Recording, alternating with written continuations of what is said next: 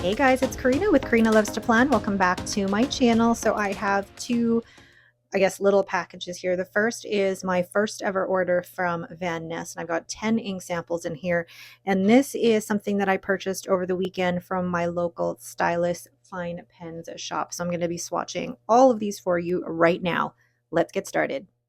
So here's everything unpackaged. I really like how Van Ness packages their samples and how they're labeled. You can clearly tell what they are, and there was no leakage.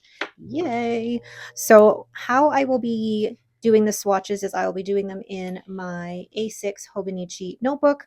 I will be using my glass dip pen as well as my paintbrush. So let's get started with the swatching. So the first ones I'm going to sample are these Ferris wheel press ink charger set. This is the first of the Ferris wheel press inks that I've ever purchased, and this was purchased from my local Stylus fine pens, and they come in this box of 3, and it currently has steeped umber, oyster hour, and spruce county post. And what I love about this is the packaging, but also these are basically sample sizes that come in really pretty bottles. Let me show you the bottles here. Look at how pretty these bottles are. Like, these are basically over the top, really luxurious sample sets, and they're each 5 mil. So let's go ahead and swatch these. The first of the inks that we're going to swatch is steeped umber. And this is the thing with these bottles, is that they don't have the names on the bottles. They just have the initial of the sticker underneath. So this is steeped umber, and it's a really nice kind of reddish brown. And the thing that I'm finding though with these Ferris wheel press inks is that these in particular feel dry. Normally with my glass dip pen, there's a lot of ink on there and I don't need to redip it, but for these inks, I did have to. The next one is Oyster Hour, and I really love the color of this, but look at how light it is, even in the paint swatch. And then on the glass dip pen, it didn't feel like there was a lot of ink on the pen. It did feel a little bit dry, but that shading though is absolutely gorgeous. Bit of a lighter ink, probably best for broad or stub nibs rather than fine or extra fine. The last one in this finer thing set is the Spruce County Post, and I love that green. That's such a gorgeous fall green. Actually, all 3 colors together are very autumn and fall inspired. And out of the 3 of these, this one probably has the best flow. Still not really wet, a little bit dry, but still really good. So there are the 3 inks from Ferris Wheel Press in the Finer Things collection. I really love the way that it is packaged. I think it's such great packaging, but the inks themselves for me, I think are a little bit too dry, especially this Oyster Hour. It's very light, and I think it would really, really struggle in fine or extra fine nibs. I do want to try it though in a stub nib and see what it turns out like. But I mean, even in my Cross Botanica Green Daylily, which is a wetter pen, I think that might work. It's one of the pens that I would try it in. Now, it's such a fall inspired palette. I absolutely love it. What do you guys think of this Ferris wheel press line? Do you think it's too dry? Do you like the colors? What are your thoughts on Ferris wheel press overall? So I am really happy with this purchase from Stylus Fine Pens.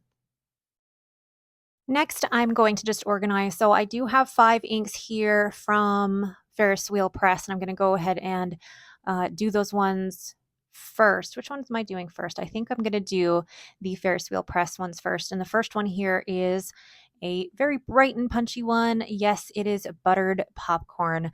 I became really curious about this when I saw this on a few people's currently inked, and I really wanted to try it. And it's got a great flow, and it's so bright, and it's got really, really great shading. I think this would be a fun, really bright autumn color, but also very good for the summer.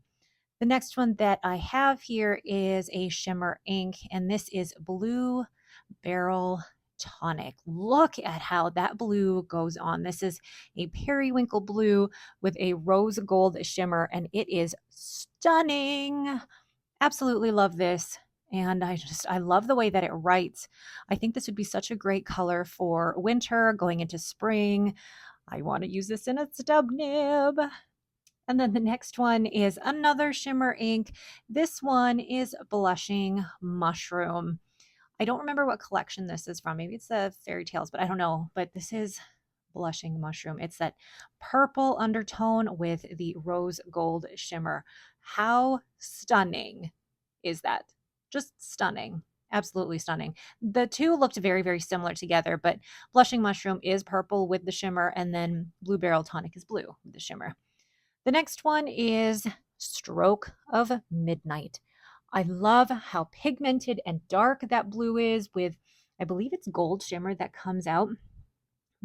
And I love it. It reminds me of Diamine Arabian Nights, which was one of my first ever shimmer inks that I tried. I really love this. And the flow of this ink is just, oh, gorgeous, gorgeous. And then the last shimmer ink that I have here is Roaring Patina Black. And again, I've seen a few YouTubers use this. It's this gorgeous black ink with a gold shimmer, and there's a little bit of a red sheen to it.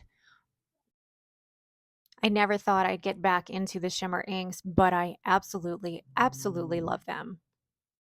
The next ones I'm going to try are from LABAN, and the first one is Hera.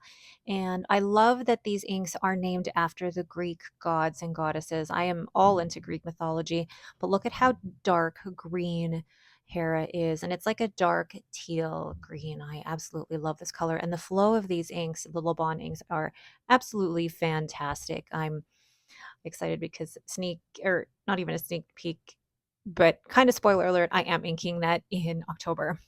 The next one that I do have is Hermes Sky Blue.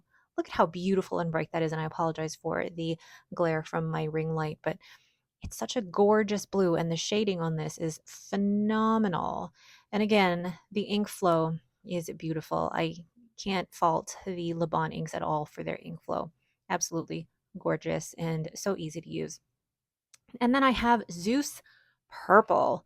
I wasn't sure how I felt about this one because I felt like it was way too similar to Yamabudo or Noodler's Black Swan in Australian Roses, and I wasn't necessarily a fan of them, but I think, and I didn't feel like they were that different, to be perfectly honest, but I am willing to give this one a try. Not my favorite, though, unfortunately, but it is this really, really nice magenta. The next one that I have is Aphrodite, and this one is supposed to be pink, but it looks like a dusty brown reddish pink. Reminds me of Herbon Rouge Donk, and I love it. I know a lot of people probably don't consider this pink, but I really, really love it. Ooh, I'm excited to see it as it dries. And then the last one from LABAN that I have is Demeter Brown, and it's brown. That's all I can say about it. It's a brown ink. It's always good to have a brown ink, but I've seen other brown inks that have a little bit more, how can I put this? There's just a bit more substance to the brown. And it felt like on the glass dip pen, it looked more black than brown. I know some other people would love this, but maybe it's not all for me.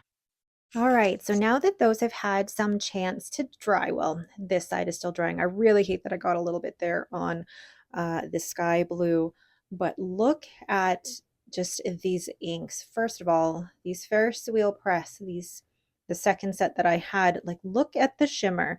I can't tell too much of a difference between Blue Barrel Tonic and Blushing Mushroom. I really like them.